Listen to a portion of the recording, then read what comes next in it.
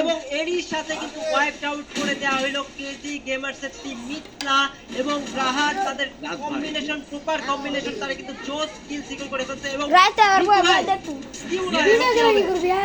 যারা গেমিং যে পজিশনে তো সবগুলা নেয়া ধান্দাতে আছে আমাদের এটা মনে হয় সাকিব করে যে পেইনটা দিবে একটু করে চিপোলার টিম কই পেইনটা দিবে সেম পেইনই পেতে হচ্ছে সাকিব আর চিপোলার টিম আই হোপ সেখান থেকে করে বেরিয়ে আসতে পারবে যারা কে হচ্ছে গিয়ে একটু চাপ দিতে পারবে আই থিংক যারা কে আটকানো আই থিংক এই বর্তমান সিনারিওতে কোনো টিমের পক্ষে সম্ভব না সবচেয়ে হাই গ্রাউন্ড সবচেয়ে বেস্ট পজিশন যারার কাছেই আছে সবগুলো খাবে দেখতে পাচ্ছি বেরোস হচ্ছে গিয়ে সেখানে স্নাইপার কিলগুলো তুলে নিচ্ছে বলতে না বলতে 60টা কিলো ওদের একটু পরে টিপুরাকে বের হওয়া লাগবে বলতে না বলতে আরশি ডাউন আই থিংক আরশি রকমান গেমিং এর লাস্ট ম্যানের টিবল কিল পাইছে মেবি আই হোপ আরেকজন থাকতে পারে ইয়েস আরেকজন আছে মিয়াদ আছে ওদের ট্রিপলারের দুইজন প্লেয়ার মিয়াদের দুইজন প্লেয়ার তারপর আমরা ডিভোর্স গেমিং এর দুইজন প্লেয়ার কিন্তু উপরে চারজন মেন পাওয়ার নিয়ে দাঁড়িয়ে একা হোয়াট ইউ থিংক ফেভারিট এখন তো যারা কেমন হচ্ছে জোন শিফটিং দেখবেন ফল ম্যাক্স যারা গেমিং দের ফেভার করে শটগান কোন দেখলাম জোনটা যদি সামাও নিচে থাকতো তারা জোনে ঢুকতে যেয়ে কিন্তু এলিমিনেট হওয়ার চান্সেস ছিল বাট জোন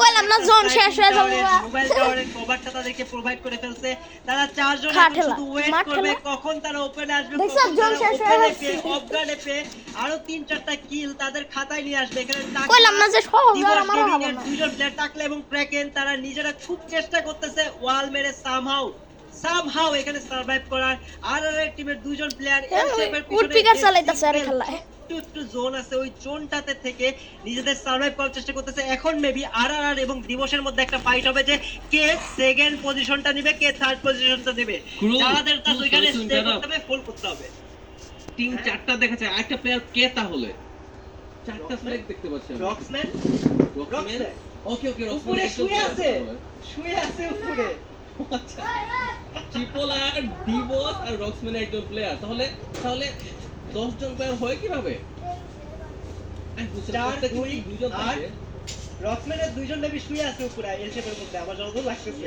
সেটা মেবি সেটা আমি দেখতে পাচ্ছি না দুইজন সেখানে মিয়া একা না মিয়া সাথে আরেকজন আছে দুইটা শুয়ে আছে ভাই okay this is gonna be epic one ট্রিপলার পুনরাকে পুশ করেছিল বাট মিটলা সেটা সার্ভাইভ করতে পারেনি যারা গেমিং এর পজিশন অস্থির লেভেলের তারা এখানে চাইলে যারা গেমিং হোল্ড করতে পারতো বাট আই থিংক জোনটা ওদেরকে একটু না পেইন তো দিতে যাচ্ছে এখন দিবস গেমিং এর পজিশন মোটামুটি ভালো ধরা যায় রক্সম্যান গেমিং আই থিংক প্রতিদিন আবার মোবাইলটা ভিডিও করি বলে দিবে যাতে আমার সাবস্ক্রাইবারে পায় যারা উপরের সাইড থেকে ওয়েট করা খেলা রক্সম্যানের দুইজন ট্রিপলারের এবং দিবস গেমিং এর প্লেয়াররা এলাই তারা নিজেদের মধ্যে ফাইট করে একটু পরে ইত্যাদি নাকটা কন্ট্রোল করে তারা হোল্ড করতে পারে বুয়া হয়তো তাদের কাছে চলে আসবে এটা যারা স্পোর্টস টুর্নামেন্ট চলতেছে এটা যারা গেমিং না ব্যাক করে টেনের পিছনে ফেলা দেয় we have no clue about that যারা টেনে কিন্তু আনলিমিটেড গুলো নাই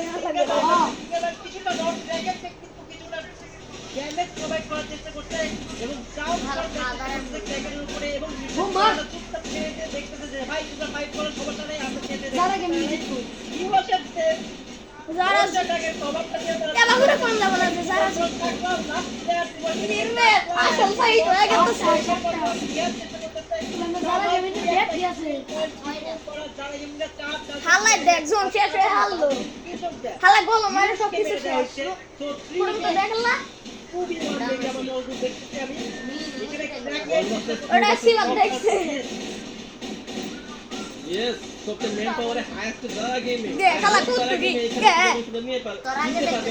নিতে পারবে দেখ লাস্ট মানে লাইভ এই হালা দেখার একটা হইছে যারা গেমিং যারা গেমিং বুয়া প্রেডিকশন যারা পাইছে যারা গেমিং ছিল বয়স এর কাছে যাচ্ছিল এখানে এবার শুরু হইতাছে এবারে যে কিলগুলো উপর থেকে বের করতে সেটা দেখার মতো ছিল 10 যারা গেমিং বেস্ট একজন প্লেয়ার আই হোপ ওরা এখন খুবই এক্সাইটেড যারা গেমিং টিম ফার্স্ট ম্যাচে ফার্স্ট দিয়ে গিয়েছে যারা গেমিং এর কাছে আর ওদের টিম কম্বিনেশন এখন আরো স্ট্রং হয়ে যাবে ক্রুজ নেক্সট ম্যাচে আরো বেশি ভালো খেলবে অ্যাকচুয়ালি প্রথম ম্যাচে যদি দুই আনে কোনো টিম, তাদের একটা যে মোরালটা বুস্ট হয় না, ওটা নেক্সট লেভেল হয়ে যায়। এখন কথা হলো এই যারা গেমিং কে থামাতে পারবে? ইলুশরিস ভাই একটু আগে বলতেছিল যে যারা গেমিং রা কিলের খাতা খুলে নেয়, মনে আছে?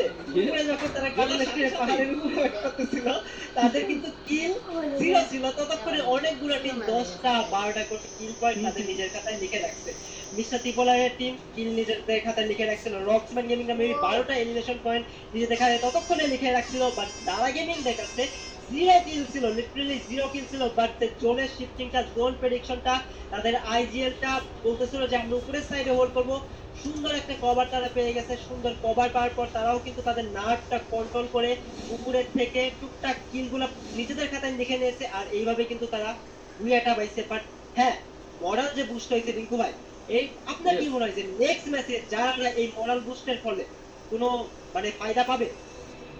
আই হোপ সো ওরা ফায়দা নিতে পারে, নেওয়ার চেষ্টা করুক আমি চাই। বাট এমন যাতে না হয় যে একটা ম্যাচ পেয়ে গেছে করি, যদি এরকম হয়ে যায় তাহলে আই থিঙ্ক টিম স্পিডটা একটু স্লো হয়ে যাবে। এই হাইপে ওরা আছে, ওই হাইপটা একটু কমে যাবে। আই থিঙ্ক এটাকে পজিটিভ ভাবে নেওয়া উচিত এবং এটাকে হচ্ছে গিয়ে আরো ফায়ার পাওয়ারটাকে আরো বেশি বাড়িয়ে দেওয়া উচিত যাতে ওরা ডিফেন্সিভ না খেলে ফেলে ভুল করে। তোকে তারিফ করা লাগবে যে কি একটা সুন্দর মোমেন্টের সুন্দর একটা জায়গাতে হচ্ছে কি ওরা পজিশন ধরেছিল, এন্ড সেইখান থেকে ওরা হচ্ছে বুয়াটা বের করে নিয়েছে। হ্যাটস অফ টু যারা গেমিং। বাকি যে টিমগুলো আছে কুল, আই থিঙ্ক এখন আরো বেশি স্ট্রং হয়ে যাবে, আরো বেশি চিন্তা করবে যে নেক্সট ম্যাচে ওদের প্রপার প্ল্যানিং কি করা উচিত, কি করলে প্রপার প্ল্যানিংটা হবে, এক্সিকিউশনটা কি হবে, কি করা উচিত। কারণ মিস্টার ট্রিপলের চান্স ছিল, ডিগোসের চান্স ছিল, কিন্তু চান্সটা আর রক্সম্যানের চান্স ছিল। এই তিনটা টিম তো অনেক বেশি হতাশ হওয়ার কথা যে লাস্ট মোমেন্টে অল্পের জন্য দুইটা মিস হয়ে গেল। আই হোপ নেক্সট ম্যাচে ওরা কামব্যাক করবে। আর রাদের ম্যাচটা যদি আমরা দেখি, মিস্টার ট্রিপলারদের ফুল টিম অ্যালাইভ ছিল। তারা এল শেপে যখন ছিল, এল শেপ থেকে তারা যখন পাশের বিল্ডিং আসে, they have no clue about that এই বিল্ডিং এ 4টা প্লেয়ার, রক্সম্যান গেমিং এর প্লেয়ার তাদের জন্য ওয়েট করতেছে। ক্ল্যাশিং পাপার টিমও এখানে ছিল। তো তারা যখন ওই বিল্ডিং এ চলে আসে, অলরেডি দুইটা প্লেয়ার সাথে সাথে নকডাউন এন্ড ফিনিশ। আমি তো ভাবছিলাম ত্রিপলার টিম এখানে ফিনিশ হয়ে যাবে, কিন্তু হয় নাই।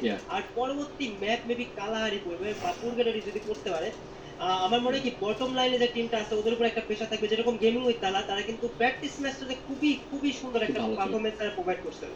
কিন্তু এখানে ভুল মেবি হয়েছে, তারা মেবি স্পট আউট করতে পারে না যে ভিতরে একটা কম্পাউন্ডের মধ্যে নিচ তলায় 4টা প্লেয়ার তাদের জন্য ওয়েট করতেছে।